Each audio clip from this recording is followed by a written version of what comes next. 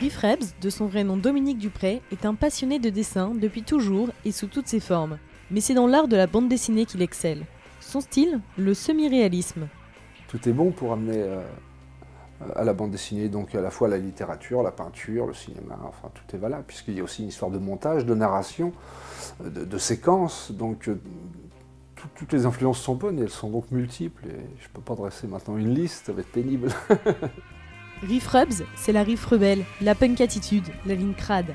En dehors des modes de l'époque, il est un des chefs de file d'une nouvelle école de la bande dessinée. Avec d'autres dessinateurs de bande dessinée, on s'est lancé. D'abord dans un studio, ça s'appelait Asylum, et on s'est réunis à plusieurs, et puis là on a tous fait de la bande dessinée pour arriver à être édité, quoi. Les éditeurs étaient un peu surpris par notre attitude, parce qu'on était un peu révérencieux, quoi. Mais on ne venait pas les insulter non plus, mais simplement on parlait d'homme à homme, alors qu'ils avaient peut-être l'habitude d'avoir des attitudes plus serviles, ce qui n'était certainement pas notre cas. Depuis 4 ans, il travaille l'adaptation de romans pour la collection Noctambule. Suite au succès de l'adaptation du roman maritime À bord de l'étoile matutine de Pierre Macorlan, Riff Rebs continue sur cette thématique et publie Le Loup des mers, qui a reçu le prix Fnac 2013. Un album comme Le Loup des mers, j'ai mis 2 ans de travail à le faire. Donc j'étais 2 ans enfermé sur ce livre. Et au moment où il touche le public, tout d'un coup, ça bouge. Alors, des fois, ça ne bouge pas. Et là, ça veut bien bouger. Donc on se dit, bon ben voilà, j'existe.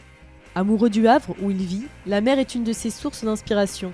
C'est avec émotion qu'il parle d'elle. J'adore la dessiner. Et parce que graphiquement, c'est agréable. C'est une chose libre, c'est un décor vivant. C'est pas un personnage pour moi, c'est un décor vivant. Et alors du coup, une tache, une ligne, un trait va évoquer une forme de mer, une colère, un calme plat, enfin. Il y a 1000 manières de jouer avec. Et puis c'est jamais que le reflet du ciel, donc pouf, toute la planète est englobée dans une flaque d'eau. Riff Rebs prépare le 3e volet de sa série Noctambule. Homme à la mer, une adaptation de nouvelles maritimes, doit sortir d'ici 2 ans.